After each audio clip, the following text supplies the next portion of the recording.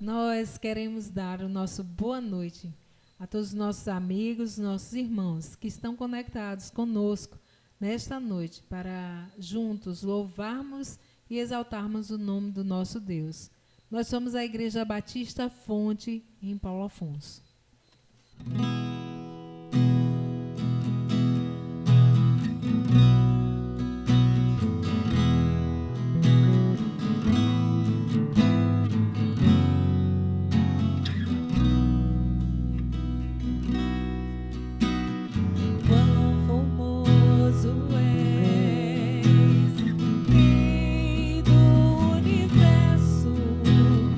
Glória enche a terra, enche os céus.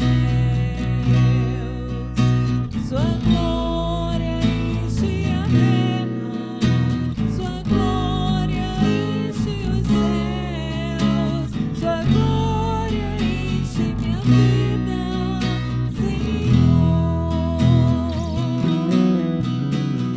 Quão formoso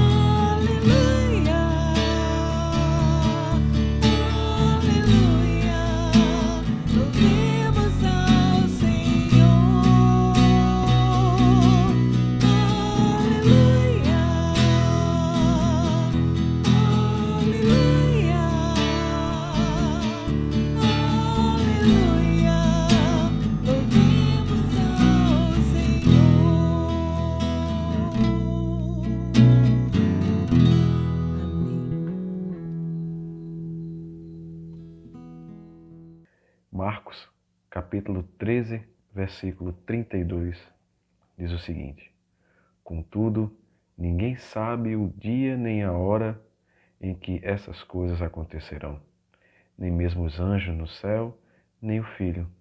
Somente o Pai sabe.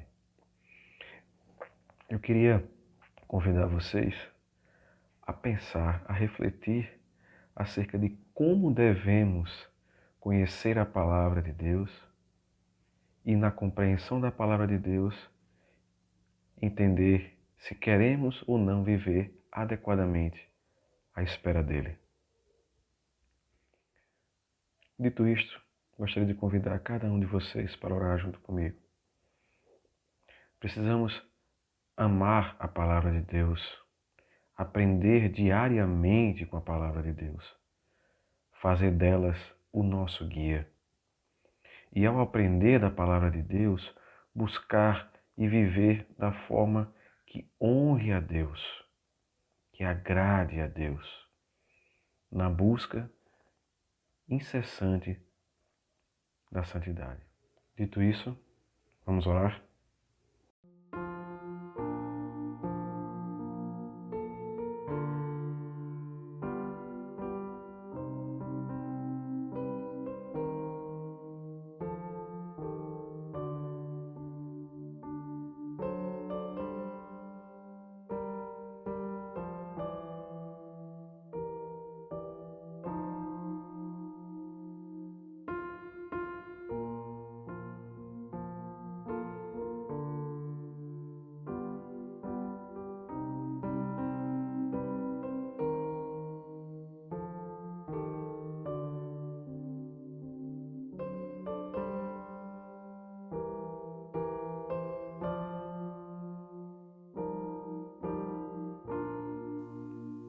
Pai querido, nós te agradecemos pela herança que deixastes através de Tua Palavra, a Bíblia Sagrada. Agradecemos por cada dia mais e mais, ao buscar a Tua Palavra nas Escrituras, aprendemos e compreendemos que, através de Ti, Pai, da Tua vida, do Teu amor infinito, que alcançamos o perdão. E foi através da Tua morte. E sabemos que esse amor inigualável que Tu destes foi como única e prova do Teu amor por nós, pecadores. Agradecemos que ao buscar a Tua Palavra, aprendemos e vivemos de uma forma que Te agrada, Pai. E é nesse viver é que precisamos expressar cada vez mais os motivos para os quais aguardamos a Tua vinda aqui entre nós. É nisso que eu oro, em nome de Jesus. Amém.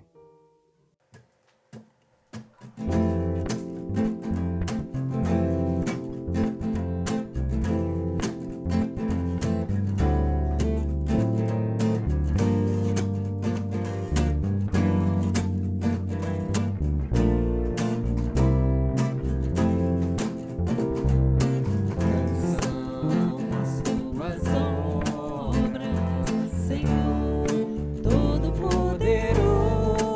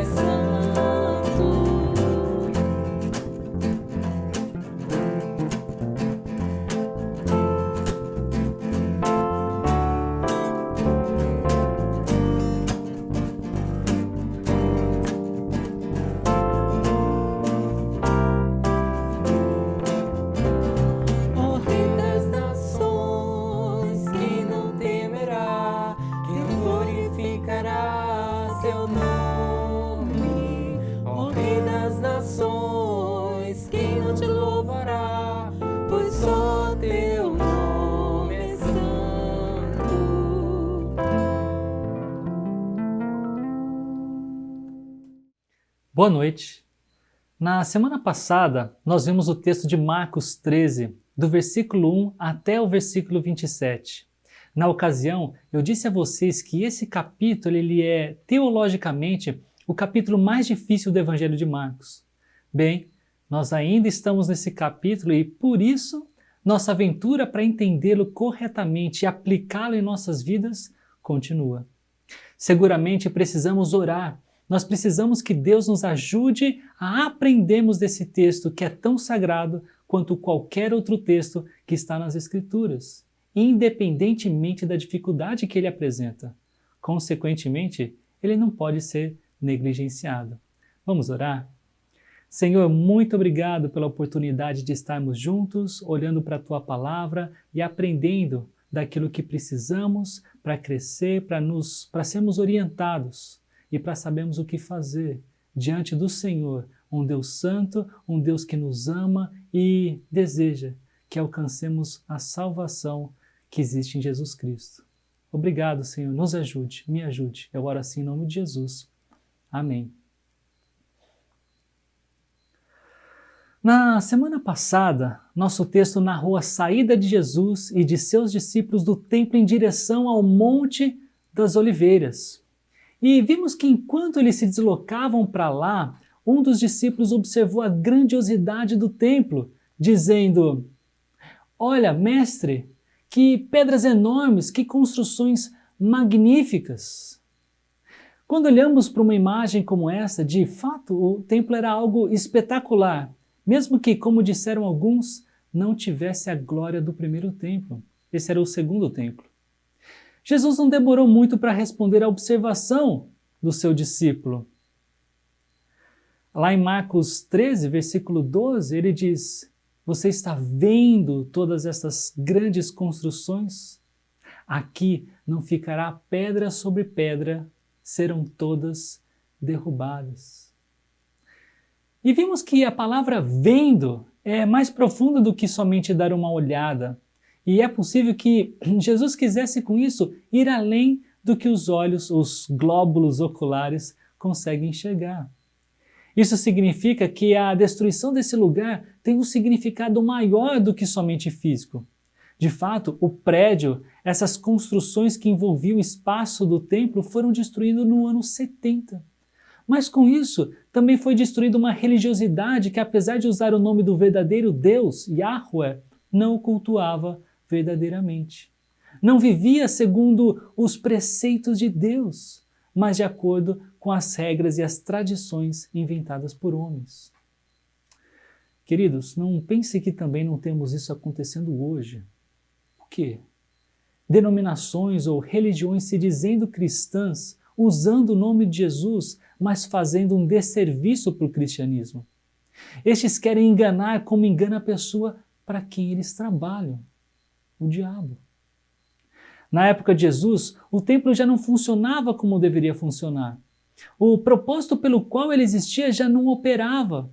Foi o próprio Jesus que disse o templo ter se tornado um covil de ladrões. Como eu disse na semana passada, o templo era, na época de Jesus, um símbolo herético.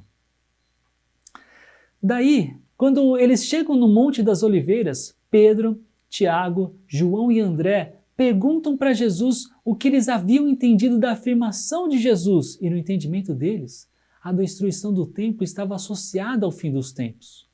Jesus então começa a resposta mais longa registrada no Evangelho de Marcos.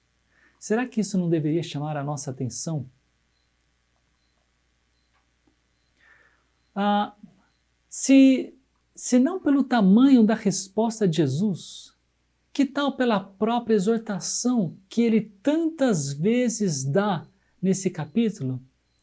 Fiquem atentos. Do versículo 5 até o versículo 27, que nós vimos na semana passada, Jesus descreve o que ainda irá acontecer. É verdade que alguns acreditam que isso já aconteceu no primeiro século, mas interpretar esses acontecimentos como apenas ligados aos acontecimentos da guerra dos judeus e à queda de Jerusalém é desconsiderar os dados do próprio texto. Por exemplo, no versículo 14, quando Jesus diz sobre o sacrilégio terrível, ou como dizem outras versões, o abominável da desolação, isso é algo que o profeta Daniel também menciona e liga com o fim dos tempos. Outro exemplo se encontra nos versículos 24 a 31. E esse trecho mostra que a volta de Jesus é próxima. Ela é sequência após essa tribulação, que, como descrita pelo próprio Jesus, uma tribulação que nunca houve desde que Deus criou o mundo, nem jamais haverá. Isso lá no versículo 19. Pensar que a queda de Jerusalém foi o palco de tudo isso que Jesus descreveu é, no melhor das hipóteses, uma ilustração destes eventos que ainda estão para acontecer. De fato, como vimos, essa resposta de Jesus teve o propósito de promover a atenção entre os discípulos, tendo em vista as perseguições que sofreriam e os enganos que estariam presentes antes da volta de Jesus. Eu até aproveito aqui para dizer que desde o primeiro domingo de julho até o último domingo de agosto, às 10 horas, aos domingos, Lucas Fonseca ele tem ensinado na nossa escola bíblica diversos desses enganos que estão presentes ao nosso redor. E mais informações sobre isso você pode visitar as nossas redes sociais. Algo interessante que eu também comentei com vocês na semana passada, e eu gostaria de lembrá-los, está associado à promessa de Jesus. Fiquem atentos. Interessante pensar que Jesus não prometeu o livramento de ninguém, mas prometeu que o Espírito Santo ajudaria na pregação. Isso pode doer em muitos de nós. Dói em mim, no meu orgulho, no meu egocentrismo. Mas o mais importante não é a nossa vida. O mais importante não é a vida do seu cônjuge ou de seus filhos. O mais importante é aquilo que é necessário e que está no plano do Senhor. Marcos 13:10 diz: e é necessário que antes o Evangelho seja pregado a todas as nações. Com frequência eu escuto: se estivermos com saúde, o resto nós corremos atrás, né? Não, não é. Conheci diversas pessoas sem saúde que correram a corrida correta. Penso em nomes como Amanda e Miriam, que com câncer continuaram correndo atrás. Correndo atrás do quê? Continuaram a correr atrás do Mestre Jesus, mostrando às pessoas que para viver em fidelidade a Deus e anunciando a graça dele para todo pecador, só precisa de fé. Saúde? Fé. E é com essa fé que precisamos dar sequência aos versículos que precisamos estudar e nos atentarmos. Por quê? Porque Cristo voltará. A primeira vinda de Jesus foi um evento histórico, a ponto até de dividir épocas. Falamos hoje de acontecimentos que ocorreram antes de Jesus e depois de Jesus. O nascimento dele é um marco na história da humanidade. E nessa primeira vinda, Jesus nasceu de uma mulher e bebezinho foi posto numa manjedoura. Ele cresceu, fez muitos milagres e morreu. Por minha causa e por sua causa.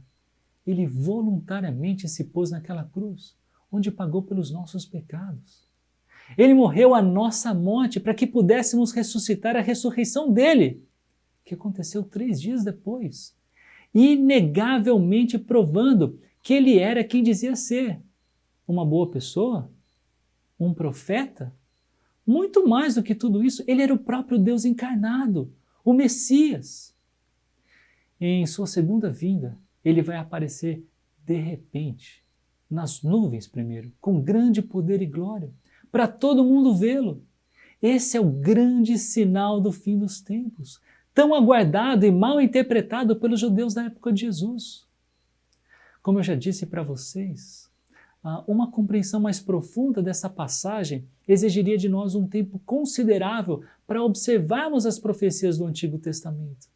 Mas saibam, por enquanto acreditem em mim e também verifiquem por si mesmos nas Escrituras, que as palavras de Jesus correspondem exatamente com as promessas do Antigo Testamento sobre o que aconteceria no fim dos tempos.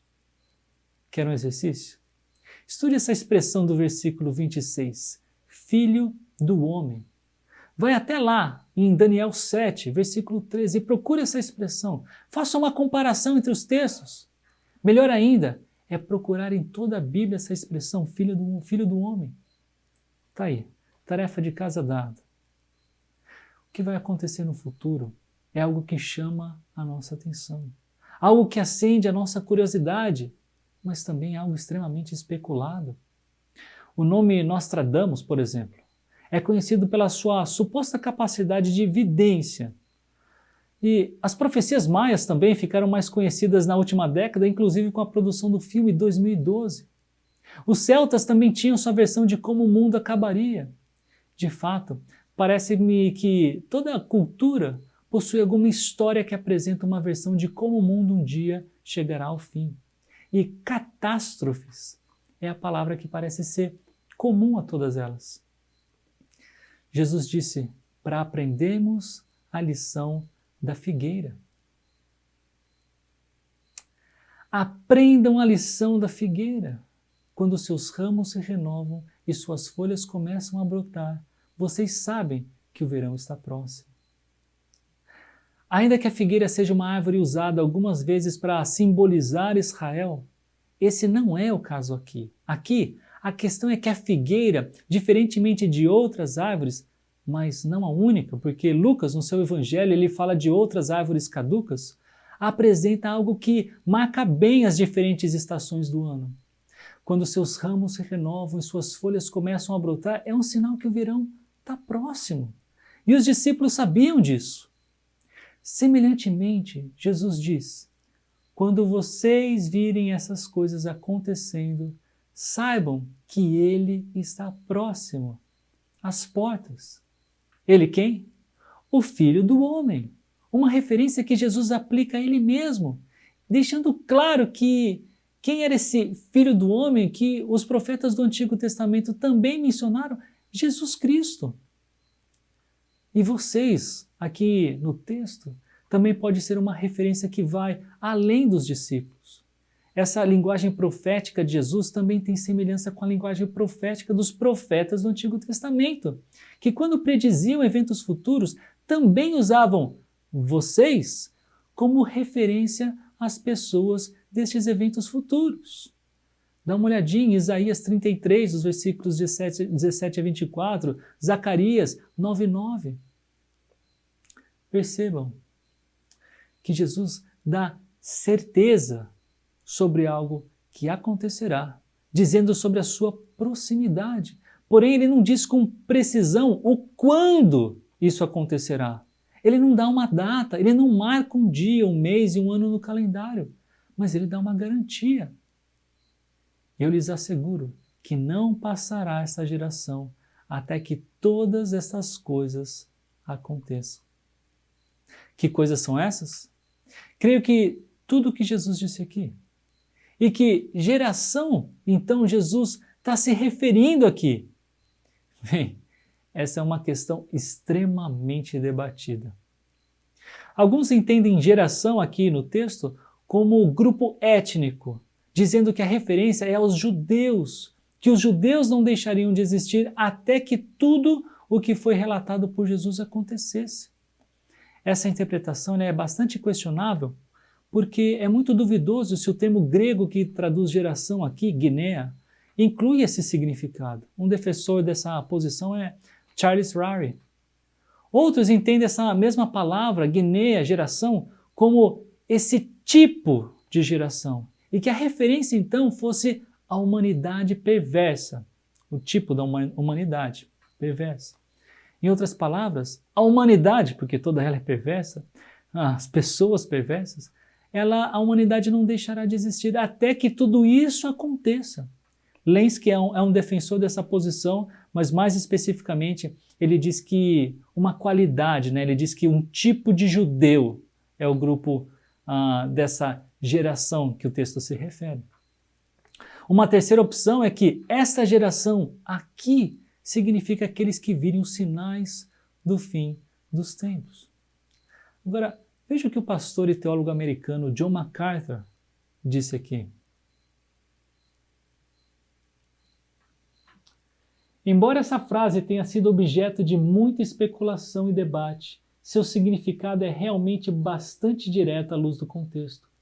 Esta geração se refere à geração que entra no período da tribulação, que será a mesma geração viva do retorno de Cristo. Entendam, queridos, que o céu e a terra passarão, mas as minhas palavras jamais passarão, disse Jesus. Como eu já disse, existe uma garantia dada pelo próprio Cristo, que não mente, que é fiel no que diz e no que faz, que essas coisas irão acontecer, goste você ou não. O mundo como nós o conhecemos não mais existirá, isso vai passar. E não é por causa do novo coronavírus, que com certeza trouxe mudanças ou acelerou mudanças que perdurarão depois que todos nós formos vacinados. Se Deus quiser, até o próximo ano eu oro por essa vacina, que ela chegue o quanto antes para todos nós e com boa eficiência.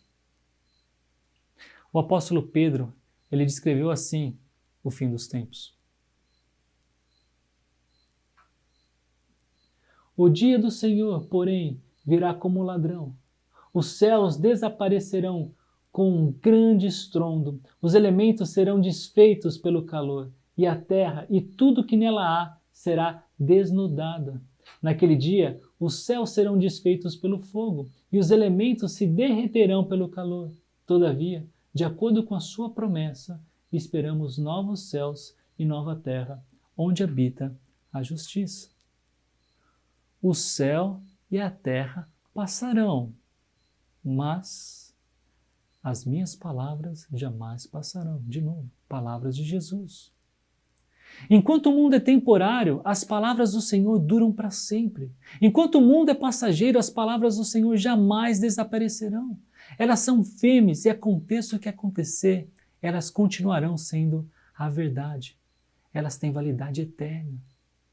Pergunto, onde você tem colocado a sua esperança? De um lado você tem a palavra de Deus, cuja voz ressoará pela eternidade. Do outro lado você tem a voz do mundo, que despreza Deus e, consequentemente, os seus valores. O mundo gosta de acreditar que o ser humano é bom, que as coisas vão melhorar, que se você não acertar nessa vida, você acerta na próxima. O mundo despreza o ensino de Deus, porque o mundo está sob o poder do maligno.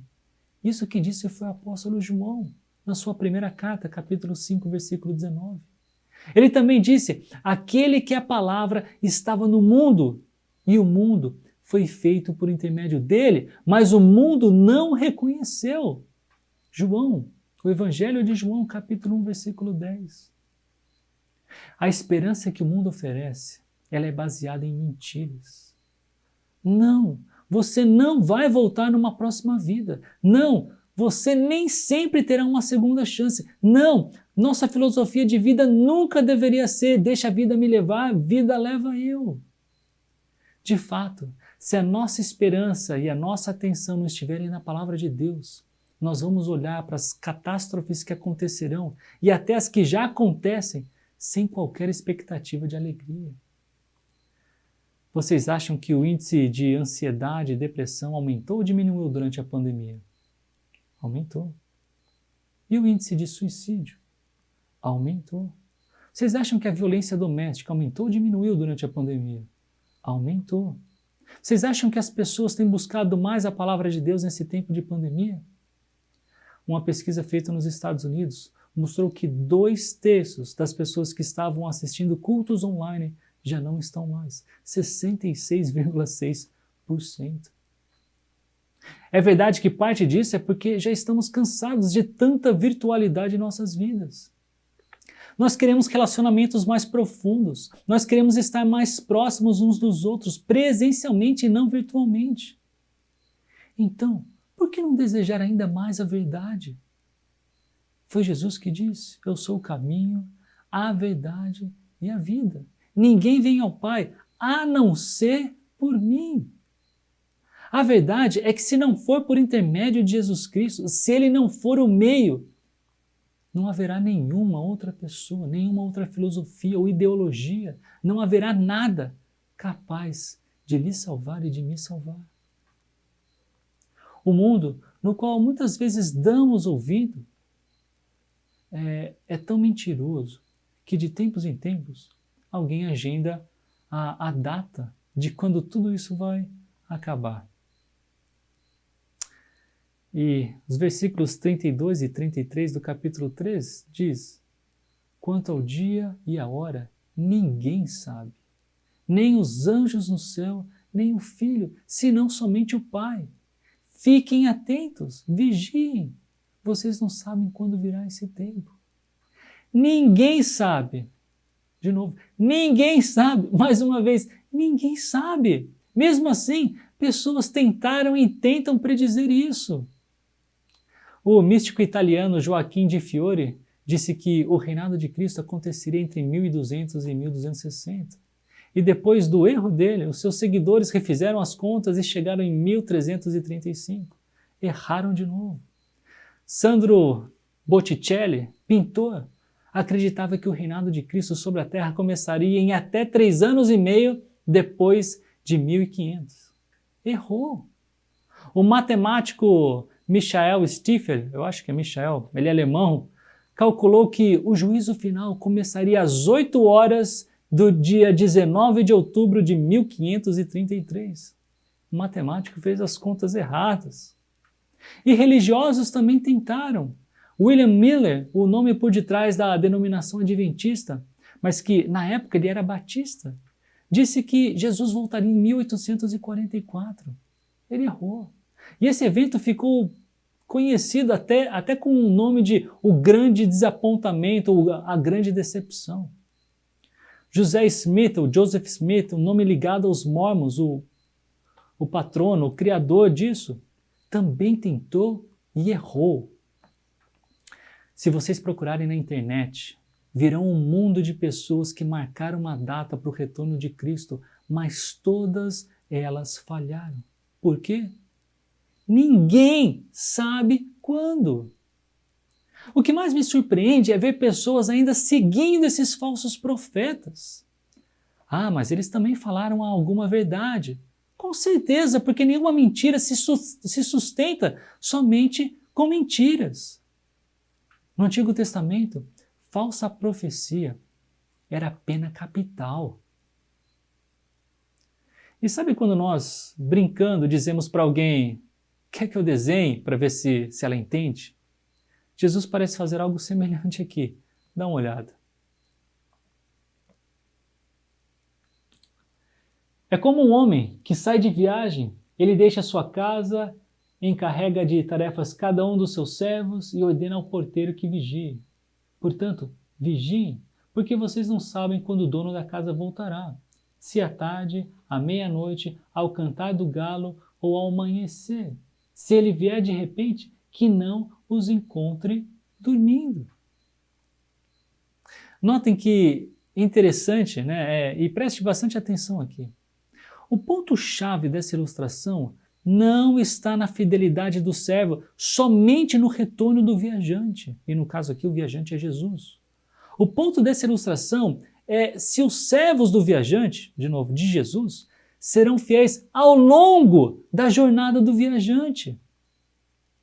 Nós não sabemos em que momento da noite ele vem, se à tarde, se à noite, se quando o galo canta, se de manhã. E essa é uma forma de dizer, ela descreve a forma como os romanos dividiam o período da noite.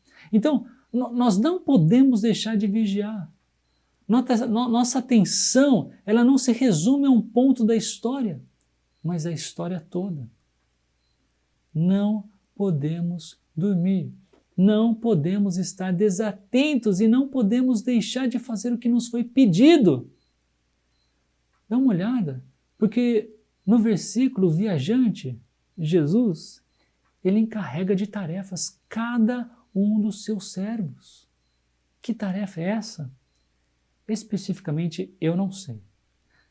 Porque a razão dessa ilustração não foi destacar o tipo de tarefa, mas a fidelidade a Deus. Ninguém deve ser encontrado dormindo quando o dono da casa chegar. Durante esse tempo que o homem está fora da casa, os servos não ficam acordados assistindo Netflix e comendo pipoca. Não.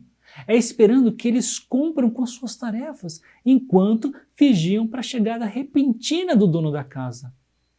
A nossa espera, ela é ativa e não passiva. Nós trabalhamos com os olhos focados no futuro, aguardando o Senhor Jesus. Um futuro cheio de catástrofes? Sim, e muito maiores do que testemunhamos hoje. Mas nosso foco não está nas catástrofes, elas apenas prenunciam a chegada do Rei dos Reis e Senhor dos Senhores, Jesus. Para morrer na cruz mais uma vez? Não, para reinar com toda a sua glória e majestade. E eu acredito que muito do que é descrito aqui em Marcos 13, nós não viveremos. Eu acredito que Jesus aqui, ele descreve a 70ª semana da profecia de Daniel, no capítulo 9. Eu creio que a igreja ela será poupada dos terrores dessas catástrofes de magnitude sem precedente. Ainda assim, creio que a ordem de vigiar e nos atentarmos vale para todos. Porque o que Jesus disse, ele disse para todos: vigiem. Cabe a nós vigiarmos, como cabia para os apóstolos de Jesus.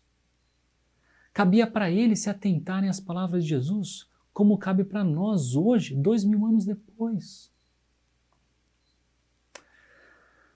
Porque as palavras de Jesus são a terra firme sobre a qual ou sobre o qual a igreja pode ousar viver e enfrentar corajosamente todos os terrores que estão chegando antes do fim. Esses terrores, eles serão difíceis, a ponto de Jesus ter dito que esses dias serão especialmente difíceis para as grávidas e as mães de bebezinhos. Mas isso não significa que nossos dias também não possuem sua dose de dificuldade. Quando Paulo escreve para Timóteo, ele diz: saiba disto, nos últimos dias sobrevirão tempos terríveis. Os homens serão egoístas, avarentos, presunçosos, arrogantes, blasfemos, desobedientes aos pais, ingratos, ímpios, sem amor pela família, irreconciliáveis, caluniadores, sem domínio próprio, cruéis, inimigos do bem, traidores, precipitados, soberbos, mais amantes dos prazeres do que amigos de Deus, tendo a aparência de piedade, mas negando o seu poder. Afaste-se destes também. Nós ainda não estamos nos últimos 7 anos do retorno, ou antes do retorno de Jesus, para reinar durante o milênio. Mas nós já estamos no que a Bíblia chama de últimos dias. E não precisa estar tão antenado com os acontecimentos do mundo, de tão perceptível que tudo isso é, para ver que todas essas coisas, descritas pelo apóstolo Paulo, já acontecem. O importante nessa história toda não é saber ou marcar uma data para o retorno de Cristo. Não precisamos saber quando ele volta, visto que já temos a certeza que ele voltará. O mais importante é desenvolvermos um caráter fiel a Deus, um caráter aprovado por ele, um caráter que é corajoso. Veja, para enfrentarmos o caos deste mundo apropriadamente. Um caráter perseverante para proclamarmos o Evangelho em meio à perseguição e falso ensino. Não se enganem, meus irmãos. Essa coragem, essa perseverança não são naturais em nós. Elas são consequências da nossa fidelidade a Deus, que nos transforma à medida que nos atentamos à palavra de Deus e dependemos do nosso Deus triuno, da providência do Pai, do poder do Espírito Santo e da promessa do Filho. E como é que essa fidelidade se parece nesse capítulo tão apocalíptico? No versículo 5, cuidado. No versículo 7, não tenham medo. No versículo 9, fiquem atentos. No versículo 11, não fiquem preocupados. E ele continua, o versículo 18, orem, fiquem atentos, vigiem, vigiem, vigiem. Esses são alguns dos imperativos desse capítulo e não servem simplesmente para chamar a nossa atenção, mas para serem obedecidos. A ideia principal desse capítulo é: aquele que perseverar até o fim será salvo. Em outras palavras, fidelidade a Deus é o principal fator. Paulo, próximo à sua morte, ele escreveu: combati o bom combate, terminei a corrida, guardei a fé. 2 Timóteo 4,7. O apóstolo Paulo não passou pelas tribulações que o futuro aguarda, mas ele passou por provações duras. A lista que ele descreve em 2 Coríntios capítulo 11 é grande. Olha o que ele diz: fui encarcerado mais vezes, fui açoitado mais severamente, exposto à morte repetidas vezes. 5 vezes recebi dos judeus 39 açoites. 3 vezes fui golpeado com varas. 1 vez apedrejado. 3 vezes sofri naufrágio. Passei uma noite e um dia exposto à fúria do mar. Estive continuamente viajando de uma parte para outra. Enfrentei perigos nos rios, perigos de assaltantes, perigos dos meus compatriotas, perigos dos gentios, perigos na cidade, perigos no deserto, perigos no mar e perigos dos falsos irmãos. Trabalhei arduamente, muitas vezes fiquei sem dormir. Passei fome e sede e muitas vezes fiquei em jejum. Suportei frio e nudez. Apesar de tudo isso, Paulo perseverou. Ele foi corajoso. Ele conhecia e vivia com base na palavra de Deus. E nós? Como nós pretendemos superar os desafios que temos hoje? Nós estamos no meio de uma pandemia cujo final é esperado, mas ainda não se sabe ao certo quando. Todos nós tivemos a dinâmica da nossa vida alterada. Alguns de nós têm trabalhado muito mais. Outros de nós perdemos o emprego. Alguns perderam pessoas queridas. Como estará o nosso relacionamento com Deus até o fim dessa pandemia? Se não nos atentarmos à palavra dele, não será difícil, será impossível perseverar até o fim. E eu termino contando essa história para vocês do século XVI. Havia uma mulher, Anabatista, ela vivia na cidade de Antuérpia, fica na Bélgica. Ela havia sido presa por pregar o evangelho de Cristo da forma como ela havia aprendido das suas leituras bíblicas e das suas conversas com pessoas que tinham a mesma fé em Deus que ela. Ela foi submetida à inquisição dos clérigos e ela sofreu tortura corporal, mas isso não fez com que ela parasse de anunciar o evangelho. Então ela foi condenada à morte no dia 5 de outubro de 1573. E a sentença incluía que a sua língua fosse parafusada no céu da boca para que no caminho da estaca, ela seria queimada na estaca, ela não testemunhasse de Jesus. Naquele dia da morte dela também estavam presentes os seus filhos. Um deles adolescente, também tinha um caçula de 3 anos.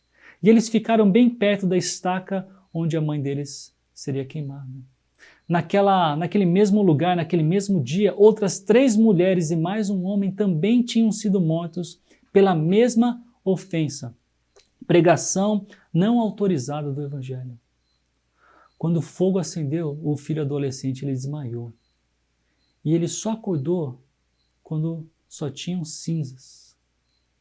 Mas ele foi até onde estava a estaca e o corpo queimado da sua mãe para procurar o parafuso que prendia a língua da sua mãe.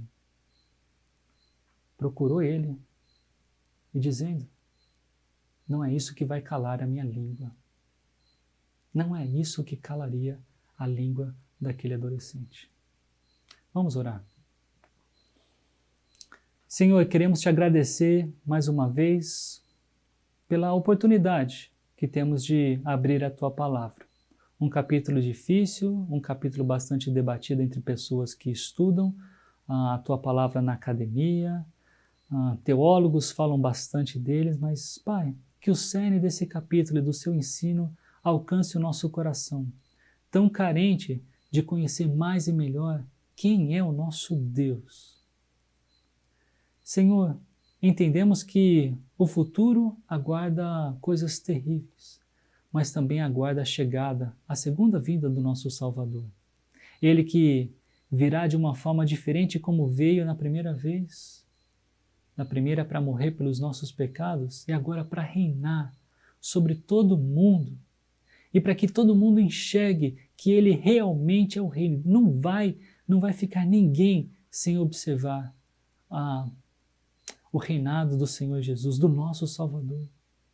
Pai, nos ajude a viver uma vida que olha para o futuro e vive agora no presente essa expectativa. Que a gente não seja encontrado dormindo, mas que nós continuemos trabalhando, que nós continuemos fiéis ao Senhor e anunciando a Tua palavra às pessoas que ainda não Te conhecem. Pai, nos ajude porque precisamos constantemente de força, de coragem, queremos perseverar, queremos observar a Tua palavra, meditar nela e vivê-la, Senhor. Por favor, nos ajude. É isso que eu peço para cada um de nós aqui. Em nome de Jesus. Amém.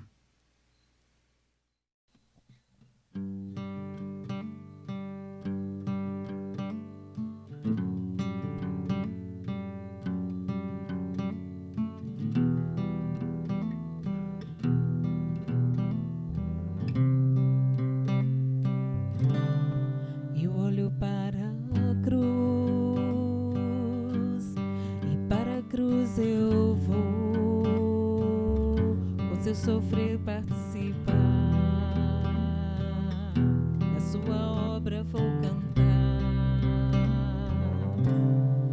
Meu Salvador na cruz mostrou o amor do Pai, o justo Deus.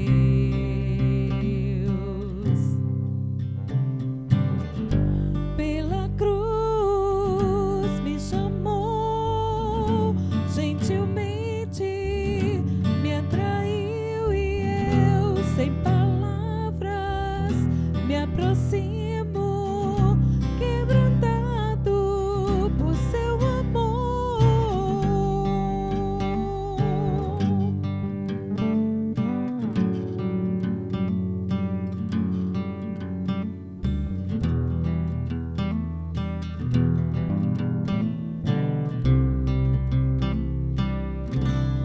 E merecida a vida, de graça recebi, por sua cruz, da morte me livrou, trouxe minha vida, eu estava condenado, mas agora pela cruz eu fui reconciliado.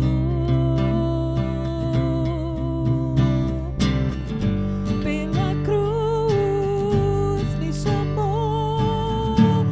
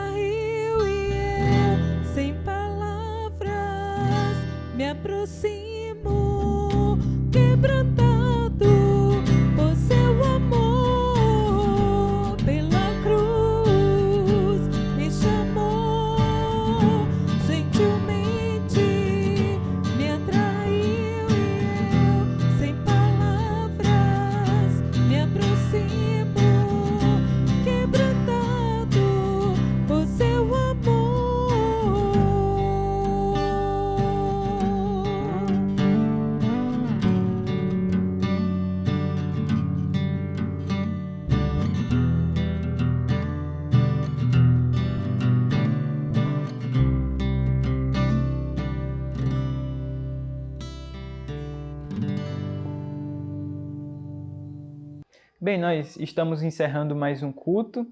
Esperamos que todos que nos assistem estejam bem. E se ficou alguma dúvida, procure informações nessas redes sociais que aparecerão aqui em seguida. Uma boa noite e uma boa semana.